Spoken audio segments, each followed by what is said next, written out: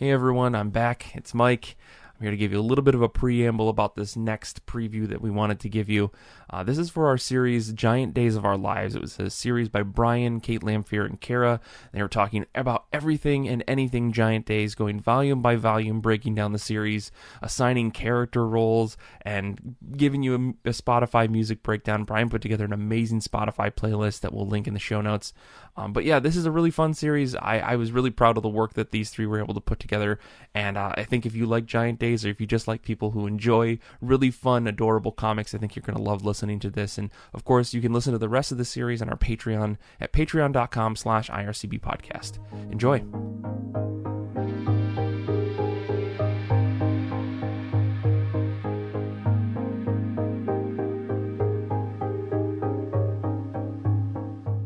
Like panels through a comic book, these are the giant days of our lives.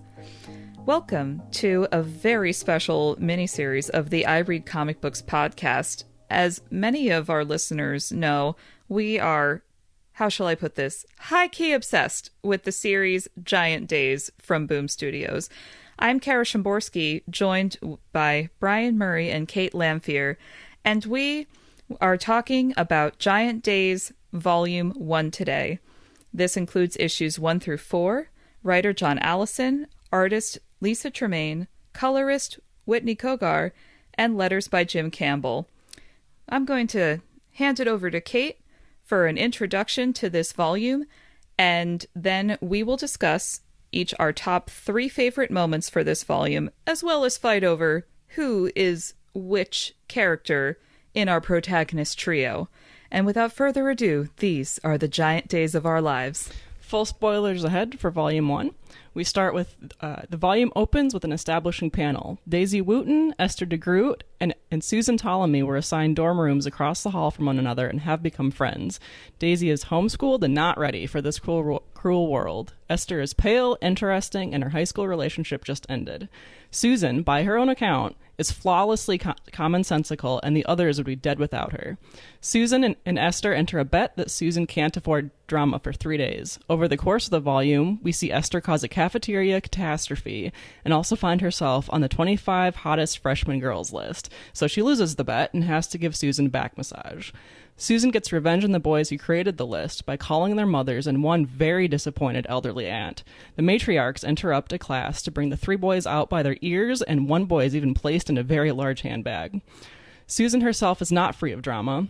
When saying hi to another friend, Ed Gemmell, she is shocked to see her ex-best friend McGraw, no first name. McGraw has just transferred to this university. His presence haunts Susan for mysterious reasons for most of the volume. She even creates a zine about how men are horrible and sets the photo of McGraw as the cover, which haunts him for the rest of the volume. In a much-anticipated flashback sequence, we eventually see that Susan asked McGraw out at the end of high school and he rejected her. By the end of the volume, they are back on neutral terms thanks to an art installation by McGraw and a public handshake with Susan. Perfect Daisy even manages to find some drama in this volume. Susan walks in on her watching something on her computer. Daisy later confesses that she enjoys napkin folding videos. She's worried it's a weird sex thing, and Susan, who is a medical student, reassures Daisy she just has autonomous sensory meridian response. Later, Daisy makes a new friend named Nadia, who Susan is very suspicious of. Nadia takes Daisy out dancing for her birthday, and Daisy takes not a suggested 1, but 3 unidentified pharmaceuticals. She's a stoned mess when she arrives home, shortly before her grandmother shows up to surprise her. Esther distracts Granny until Daisy can make herself presentable, and there are no other consequences. Later that day, Nadia comes to check on Daisy and give her a gift. Daisy asks Nadia out and is rejected. The volume ends with Esther mentioning a building dance to Ed Gemmell and says if they don't find romantic partners, they can always marry one another. Ed, who is clearly harboring some very strong romantic feelings for Esther, turns beet red. Oh, my baby. So, Giant Days is a series that we all could go on and on about at length. So, for the purposes of this podcast special, we have decided to restrain our feelings slightly and each pick 3 favorite moments from the volume. Brian, what is one of your favorite moments from this volume? Yeah, so one of my favorite moments of both this volume and Giant Days in general is the sheer intensity of the animosity between Susan and McGraw. So when she first, like, Ed Gemmell moves out of the way and we see McGraw and they lock eyes, and it is like a full anime sequence of them like I heard in my head the sound effect that a lot of anime put in that scene with like the red background with the squiggly line through it. It was perfect. I have to say that, you know, it was so interesting revisiting Volume 1, because for me, there are a lot of moments in this volume that kind of stuck in my mind, even from the first time that I read it. But then the majority of the volume I had forgotten. Like, I think Nadia is sort of a recurring character, and I just spaced on the fact that she was introduced in Volume 1. And something that I really did notice this time around on the reread is how, which is one of my favorite moments, is more of like a through line in how animated all of the motion and activity is between these panels. Because this is a slice of life comic book, but because of these little moments like that anime eyes locking panel, you just get this sense of motion and energy throughout the whole story. Yeah, I feel like a lot of the characters have a very sort of loose, almost boneless look to them, where they'll just be like bent into comical positions. And I think that lends to that, what you're talking about a lot, that sense of motion. Well, Kait, one of your favorite moments, I think, actually relates to the moment that Brian just described. Yeah, there's a really good line for Susan afterward, once they're out of this situation with the boys, and she says to Esther, "Tell your friend Ed Gemmell not to hide my enemies behind his ludicrous hair in the future." And she's correct. Like, Ed Gemmell's hair is kind of just a giant mess, and it's got to be like 8 or 9 inches long, and it just kind of is everywhere. So when we first see McGraw, all we see is the side of his face around Ed's hair. Yeah, when you can't see the full mustache, it's tough to know if it's really McGraw or not. Correct, yep. I do think part of the joy of this series is the snappy one-liners, like those moments that catch you off guard. Like the "stop hiding my enemies in your hair." Like, who says that? Apparently Susan. Yeah, or one of my favorite, Esther is talking to Daisy about how she's going to go, like, boxing to let off some tension. I think this is during the freshman list arc, which is another thing I totally forgot about. But Daisy just says, "I'm worried that if I start punching, I might like it." Just like, I love that idea of Daisy having this inner beast that must be kept under lock and key at all times. Well, it's just so early in the series. I think that's in issue 1 or 2, and already you know that Daisy is like this precious little flower. And so to have the line from her be that funny that early, I think just goes to show already the strength of the character building in this series. And of the comedic writing in general. Oh, yeah. It's, you know, one of you know, like you, Brian, I had completely forgotten about the freshman like hot girls list, and rereading this volume brought it all roaring back. And the whole like Esther goes to try to resolve the problem like through the normal channels, like going to whatever the dean of the college and trying to get the list taken down, and he's just like this old man at the computer like, "Ah, how nice, these boys have complimented you," and she's just like, "I'm gonna burn this place to the ground." I'm like, who wouldn't relate to that level of intensity? That's actually not one of my favorite moments from this volume, though. Far and away, my top favorite moment is so stupid. It's like a throwaway panel of Esther pointing at the boots that she has just purchased. So this is the part of the volume where the girls are all going out for Daisy's 18th birthday, and they're all being asked to contribute money for drinks for Daisy's whole college experience so that she doesn't spend it all in one night. And Esther doesn't have any money because she has bought the most magnificent boots. They're so ludicrous. You couldn't wear them anywhere outside of university. They're like jagged platform, like with teeth on them and like dinosaurs and like giant eyeballs up by the top of the laces. And I just remember like that is one of the panels from this whole series that is burned into my mind as being emblematic of the type of humor and kind of embracing these small moments and turning them into something to celebrate, because again, it is a slice of life comic. And so you figure like, oh man, how interesting could a typical day at a British university be? And the answer is very, if you take the time to be detail oriented, like the creators of this series are. Yeah, Giant Days definitely exists in a reality that is like our own, but definitely not ours.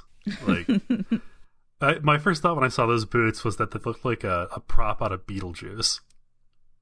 Like I see it. They have that same sort of like gothic freak show vibe.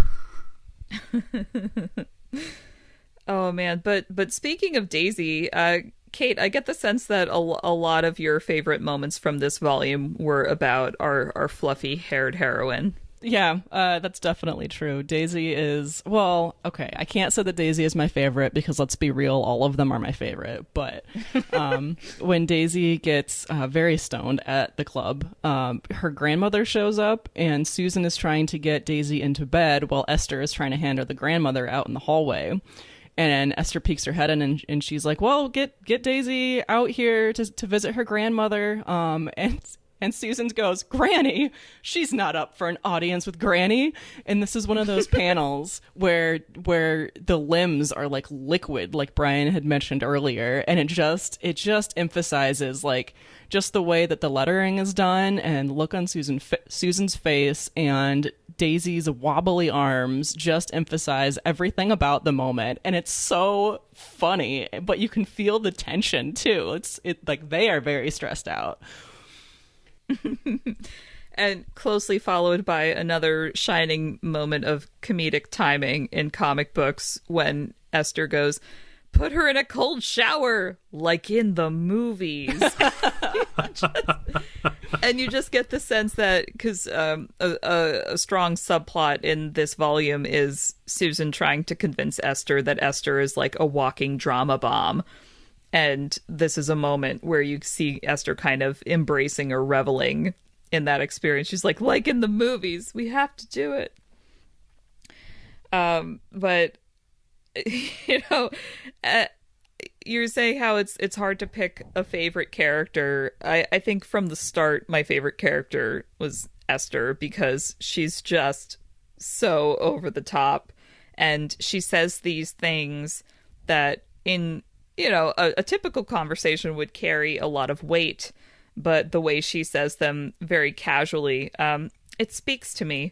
Like, one of my other top 3 favorite moments in this volume was actually the last panel where Esther is just casually saying to Ed, like, don't worry, if the dance doesn't pan out, we'll just get married in the morning. And just his face, the way it's drawn with his eyes just like going wide and small at the same time.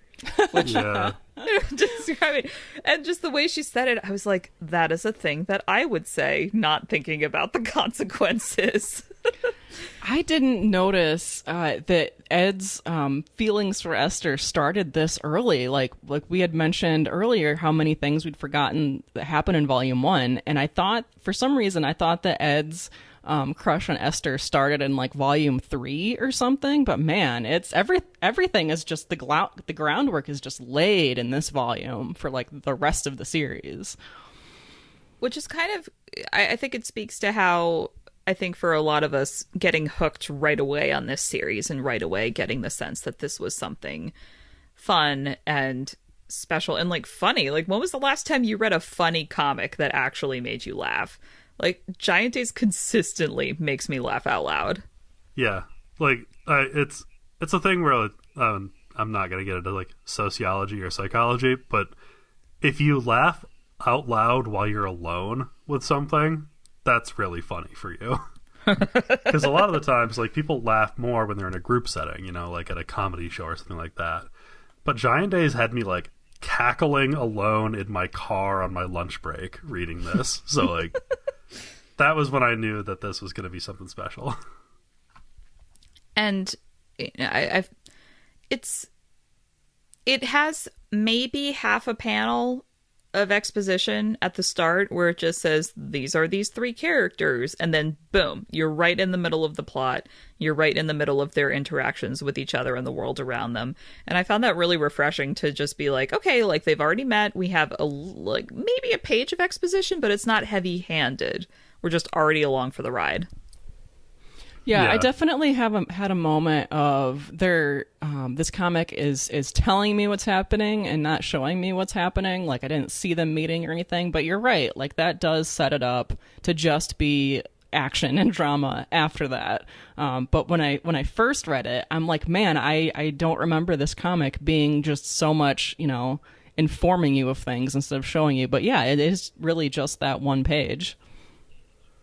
Yeah, well, and Giant Days is based off of a webcomic originally.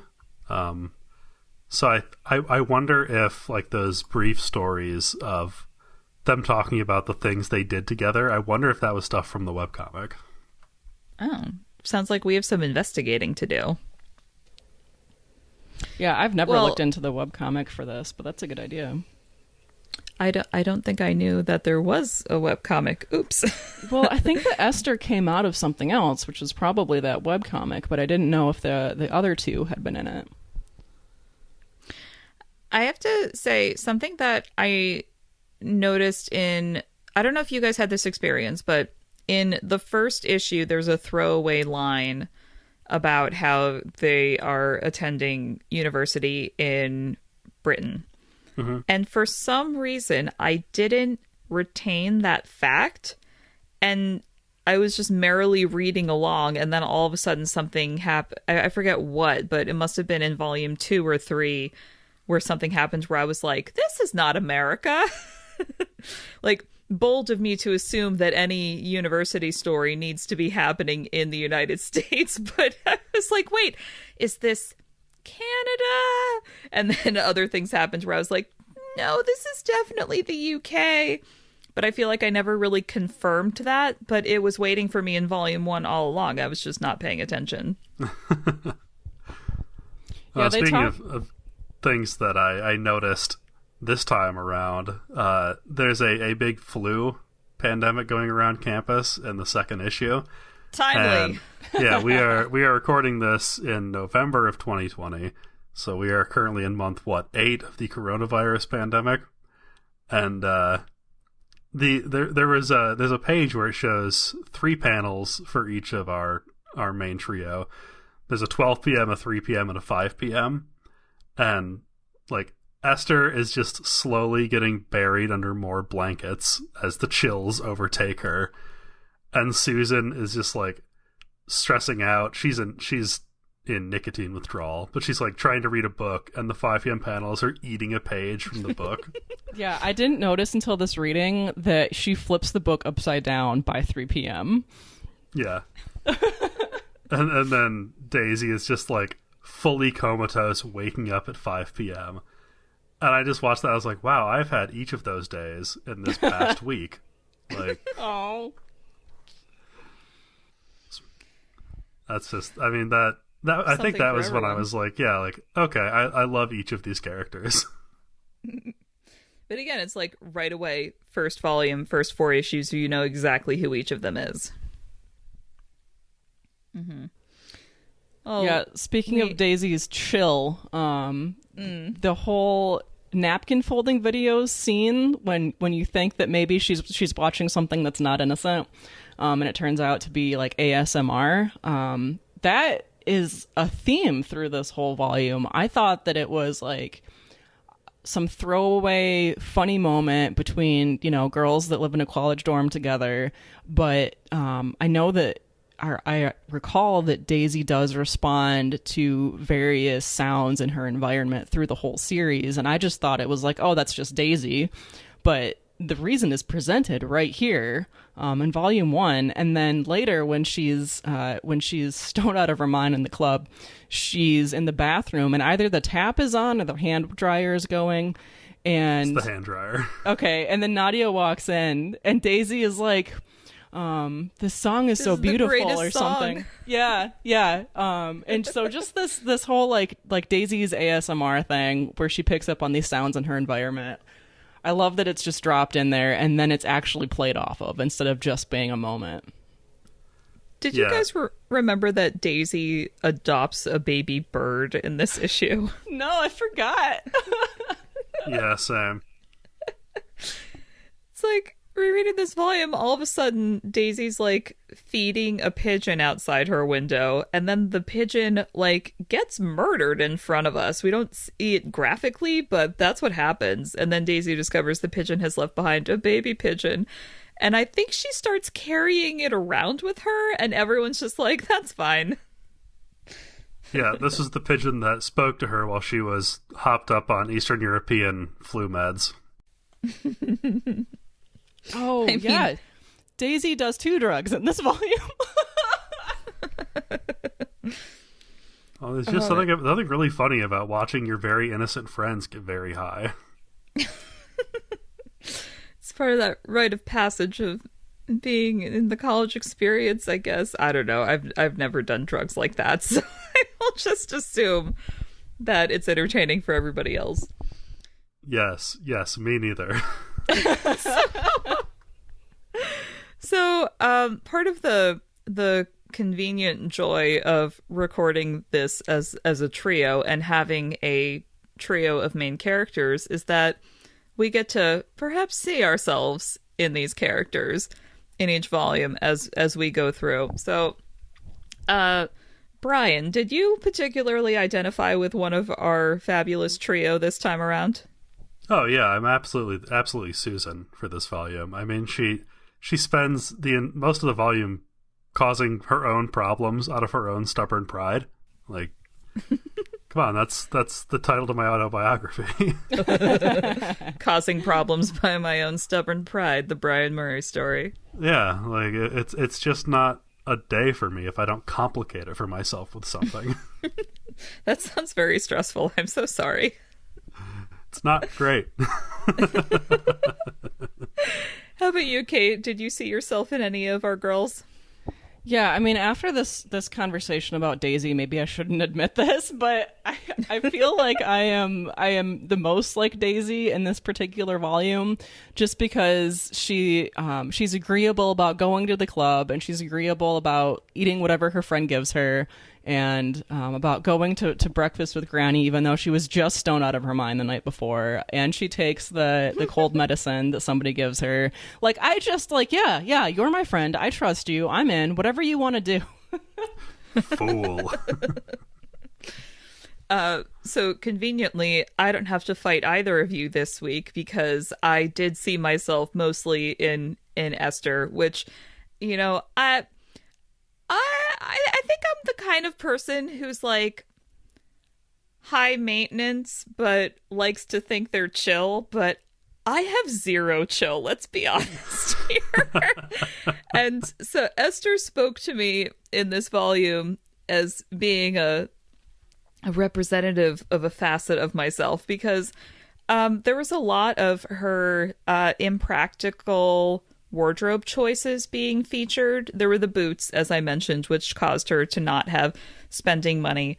Did not plan this, but I also purchased boots that then eliminated my fun money for a week. So, like, you know, I make these choices, and you might be thinking, but Kara, it's a pandemic. Where are you going? And the answer is, don't worry about it. I just need more sequins and tie-dye. It's fine.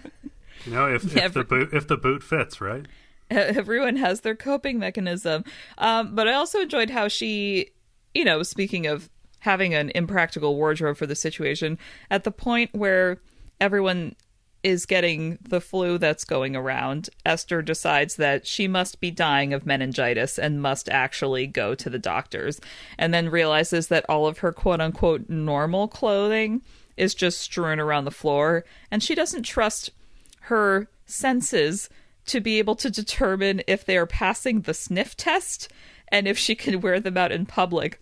So she opens her closet and she's like, it's time for goth regalia, and then starts walking to the doctor dressed in like a full steampunk goth outfit with like a bustle and a corset and a top hat.